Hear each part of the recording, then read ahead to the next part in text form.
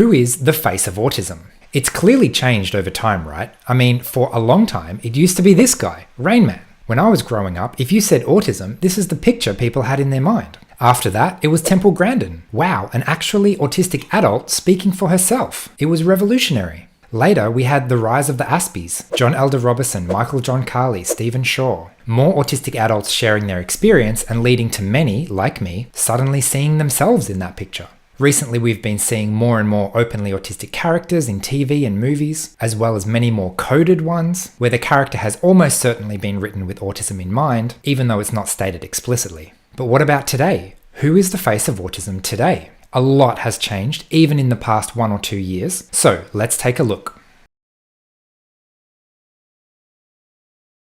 Hi everyone, Paul Micallef here from Autism from the Inside. I make weekly videos sharing the human side of autism, so make sure you hit subscribe to get the latest content.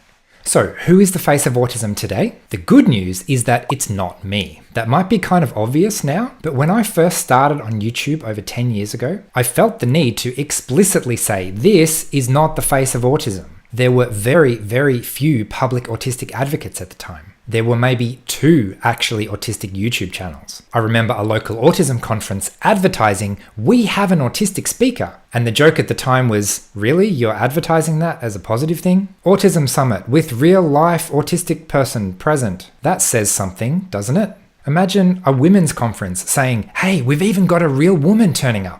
Clearly, such a low level of actually autistic involvement was not acceptable, but at the time, it was actually a massive step forward. 1 autistic speaker compared to 0 autistic speakers is a big win. When I first ran my massive online autistic summit back in 2019, my goal was to have 50% autistic speakers, which was hugely ambitious at the time. And I was very pleasantly surprised that we hit 75% already in that first year. This year, I'm running it again, and I'm very pleased to announce that we're at 100% autistic speakers. And that just goes to show how much has changed even in the last 1 or 2 years. I am definitely not the only actually autistic YouTuber anymore. There are autistic experts in every field suddenly putting their hand up and saying, hey, I've got lived experience. How about we listen to what autistic people have to say about the issues that most concern us? So in a minute, I'll go through some of the history of how we got here, but I don't want you to think that there's no more work to do. I'm going to APAC, an international autistic conference later this year. Massive in-person conference, thousands of people internationally, 1 autistic keynote speaker.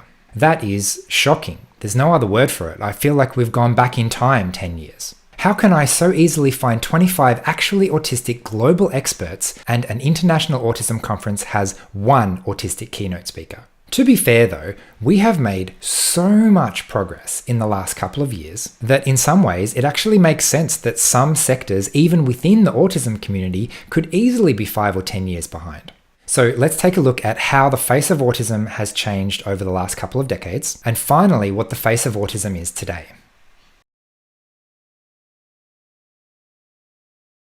So it's been a very long journey since autism was first identified back in the 1940s. In the beginning, it was considered exceedingly rare, like 1 in 10,000 kind of rare. In general, autism was a big mystery. No one knew what it was, no one knew where it came from. It was a childhood thing, it was mostly boys, and only the most extreme cases were identified. Eventually though, as the diagnostic criteria became more standardized, more and more children started to fit the criteria. More data, more research, more identified cases. It became harder and harder to draw a distinct line. There were lots of different presentations and more children were fitting the criteria even if they had slightly different presentations. Yet still, in the early days, it was only the most profoundly disabled that got any attention. And this is perhaps where a lot of the stigma of autism comes from. A parent would take their child for diagnosis, they'd meet all the criteria, and a doctor would inform the parents of this very, very bad news. Based on all the data they had at this time, your child will probably never talk, never get a job, never find a relationship, never live independently. In fact, we're not even sure that your child is capable of loving you. And that stereotype of a completely disconnected individual was our understanding of autism for a very long time. Is it any wonder that no one even considered the concept of an autistic adult? So in those early days, it was predominantly parents pushing for support for their children. And so slowly, by raising awareness, autism, or at least the stereotype of autism, eventually got into the public consciousness. Enter Rain Man. This popular movie was released in 1988, and for almost everyone, it was the only reference about autism people had at the time.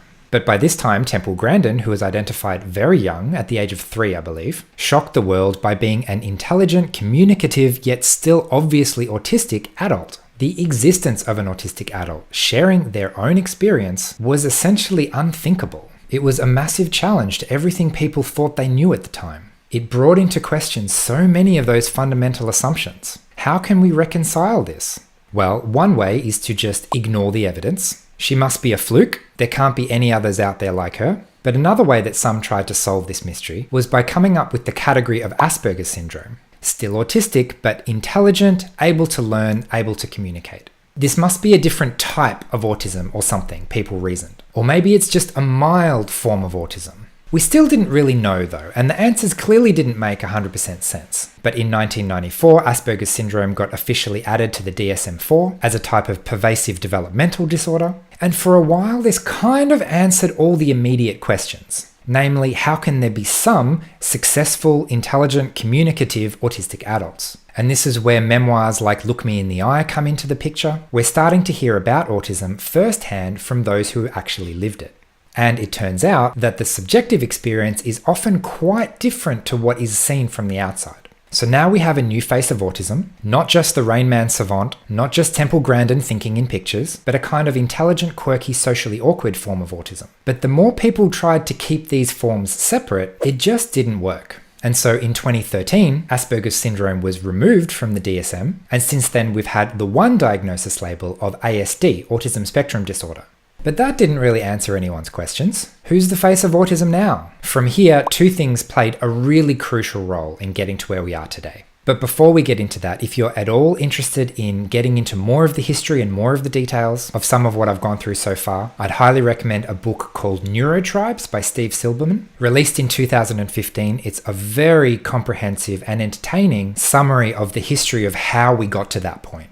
So now we enter the last 10 years, and as I said, from here on, there were two main factors that led us to where we are today. The first is a steady increase in self-advocates. More and more people, especially those who initially identified themselves as Asperger's, started resonating with the stories that had been shared, and this term Asperger's didn't have a lot of the stigma that autism did. So it was kind of a safe way to identify, a bit of a stepping stone to slowly take the stigma out of the word autism. But of course, as this happened, we started realizing that, wait a minute, a lot of the autistic population doesn't really fit the definition of Asperger's. I myself, when I started this channel, I wanted to share lots and lots of lived experience because, as I still say today, if you want to learn about autism, you have to go out and meet lots of different autistic people. And so I did a series called Aspie Interviews. And I basically just invited all the autistic people that I was meeting now through my charity work to share some of their story on camera and actually get more and more voices out there.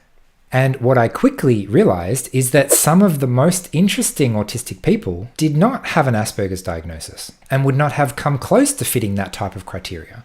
Yet at the same time, I found myself resonating more and more with their story. Even the parts of the autistic population that have had such different life experience to me that I never thought I'd be able to identify with them, I started to find much more overlap and much more understanding and shared experience than I was first expecting. So that's the first thing. Naturally, as more and more individuals start to share their story, we as a society are learning more and more about autism directly from first-hand experience. And the second thing is that thanks to parents advocating very hard for their children, diagnosis is getting better and more standardized, more and more children are being identified earlier, and as a part of that, a kind of completely unintended side effect, a lot of parents are sitting in the assessment for their children thinking, wait a minute, I do all of those things, that's me. So by improving diagnostic rates for children, we unintentionally created this wave of parents realizing, wait a minute, if I went through that diagnostic process when I was a child, I would have ticked all of those boxes too. And this has been especially true in the last couple of years. There's just been this absolute torrent of late diagnosed adults realizing their own autism because their children are getting diagnosed. And of course, what we're finding with that is that autism does not discriminate. We are every age, every culture, every gender, every profession. A lot of us have really struggled, and of course, results vary, but many of us found a way to do pretty well, either by masking or overcompensating or being lucky enough to have all the right supports in place. A good example is one of our summit speakers, Yael Clark. She was working as a psychologist for decades before discovering her own autism. And at the time, it just wasn't safe to tell people you were autistic. Which means that yes, of course, there were lots of autistic psychologists already, but we didn't know about them. And so it's literally been in the last year or two, through the rising popularity of neuroaffirming practice, we're seeing an absolute explosion of autistic adults, number one, realizing that if they went through a diagnostic process when they were a child, they would have ticked all the boxes, and then going on to share that publicly. Yes, I am an autistic psychologist. Yes, I am an autistic engineer, or an autistic primary school teacher, or an autistic childcare worker, electrician, Uber driver, pop star, you name it, autism does not discriminate.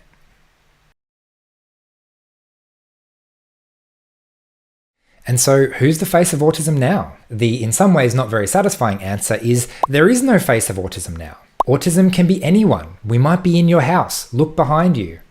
The plus side, though, is that with so many more stories of successful adults, the narrative around autism is radically changing. The prognosis given to parents when their child is diagnosed with autism is radically changing. The kind of therapy and supports we give to autistic people, especially children, is radically changing. In my upcoming Autism Summit, almost every speaker emphasizes the importance of neuroaffirming practice. I won't go too much into that now, but it is a massive paradigm shift that means autism is no longer a mystery. It's no longer a weird 1 in 10,000 case. It's a crucial element of everyday life. There's at least one autistic child in every classroom. You probably have autistic colleagues. We're not rare. We're not a problem. We're not broken. We are an everyday part, a necessary part of human society.